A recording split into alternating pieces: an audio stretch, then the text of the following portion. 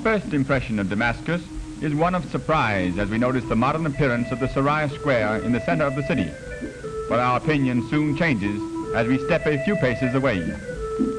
Of the 300,000 inhabitants, about 80% are Muslims, and there are naturally many places of worship. The largest and most important, the Mosque of Umayyads, is open not only to the faithful, but to the non-believer as well. All must remove shoes before entering.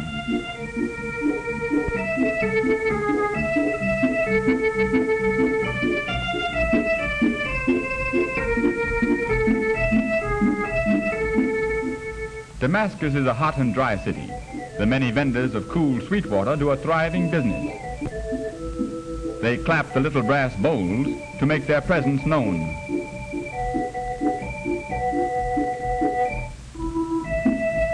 At this open-air grill, tasty tidbits of goat are served. Perhaps not sanitary, but no doubt to the Damascans very delicious. Cheap soap, but from the appearance of the people there's little demand for it.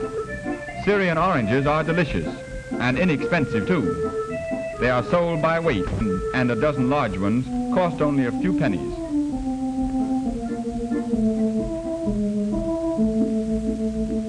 Headdresses which remind us of biblical characters.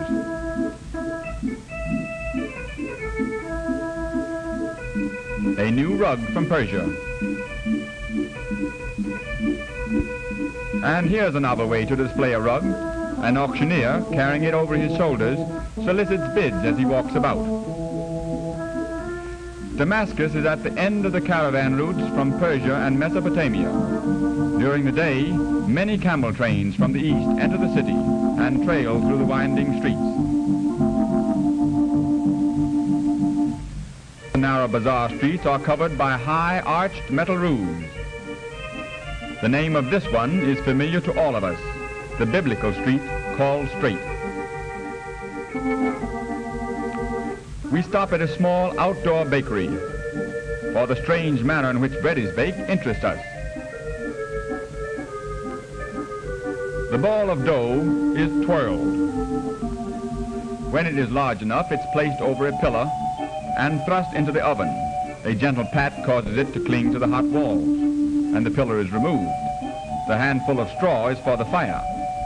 Let's watch it again. No, the baker's not wearing gloves.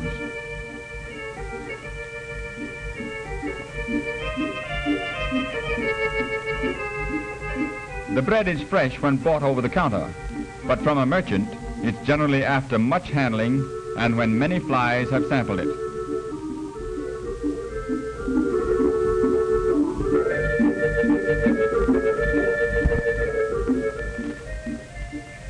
Damascus has long been famous for its many oriental coffee houses, where men gather in the evening and smoke the nargileh, a Turkish water pipe.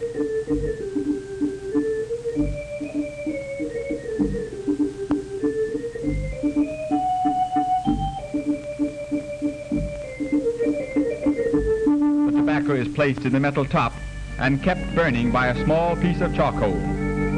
The smoke is cooled by being drawn through the water in the bowl.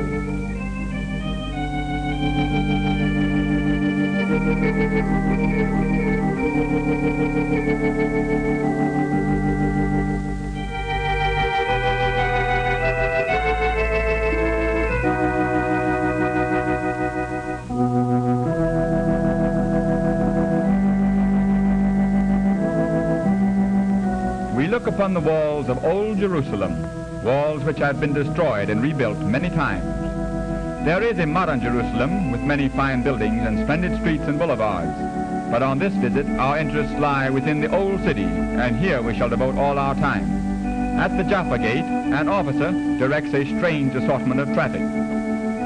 No vehicles are permitted within the walled city, so all trucking must be done on the backs of animals or men.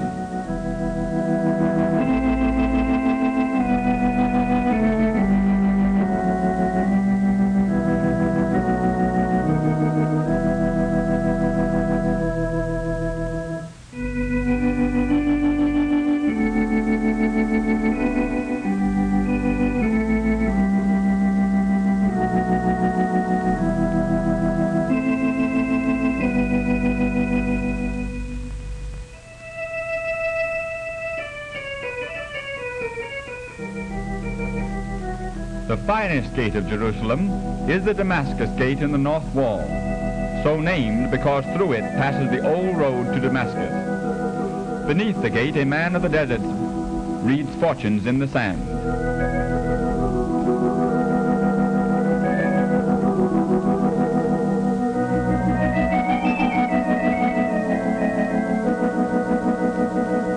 The streets of Jerusalem have changed little with the passing of time, and present today very much the same appearance they did 2,000 years ago.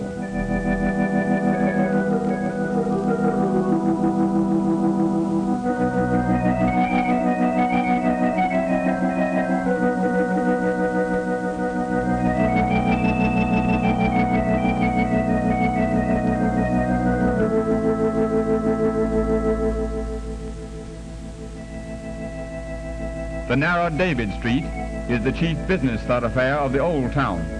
It leads from the Jaffa Gate down one of the hills upon which the city is built and ends at the west gate of the Haram Sharif.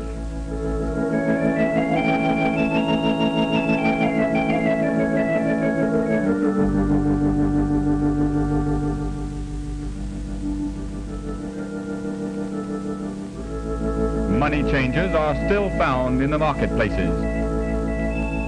Small boys with large baskets act as messengers, and for a few pennies carry packages for shoppers. They quarrel over candy. It's going to end with smiles when they notice someone from whom they can beg bakshish, a gift.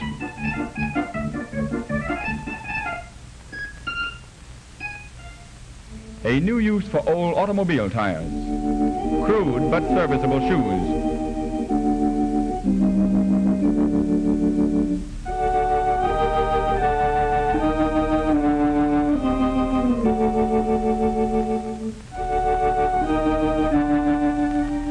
Many of the streets of Jerusalem are vaulted, dark and dirty.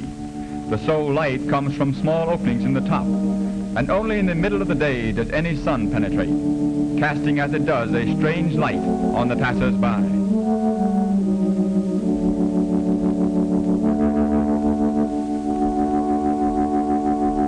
Jerusalem, sacred to the three chief religions of the world, is one of the holiest of cities. To the Christian, the Mount of Olives, where is the Garden of Gethsemane, the Via Dolorosa, route of suffering over which Christ is said to have borne the cross from Pilate's house to Golgotha, and the Church of the Holy Sepulchre are shrines. To visit the tomb of Christ, we enter first the courtyard of the church that still has the foundation pillars and massive walls built by the Crusaders. Beneath the dome in the center of the rotunda is the chapel of the Holy Sepulchre. Over the housetops of the city we see the Haram Sharif, the ancient site of the Hebrew temple, and now a shrine of the Mohammedans. To reach it we pass first along the street of the Christians and then down the lower end of David Street. On our way to the noble sanctuary, we recall that on its site King David erected an altar, King Solomon built his palace and temple, King Herod built a third temple, and Justinian a basilica to the Virgin Mary. Today the site belongs to the Muslims, where stands the famous Dome of the Rock, also called the Mosque of Omar, that covers the stone from which Muhammad is said to have been carried into heaven by his miraculous steed, Buraq. From here we pass along a narrow street to another place of sanctity. The Jews, who never enter the Haram proper for fear of desecrating the Holy of Holies, come here to its walls, which are said to be part of the foundation of Solomon's temple. Since the Middle Ages, they have come from all over the world to this, the wailing place, and have stood before these stones to pray and to lament the downfall of Jerusalem, the venerable capital of the Israelite Empire.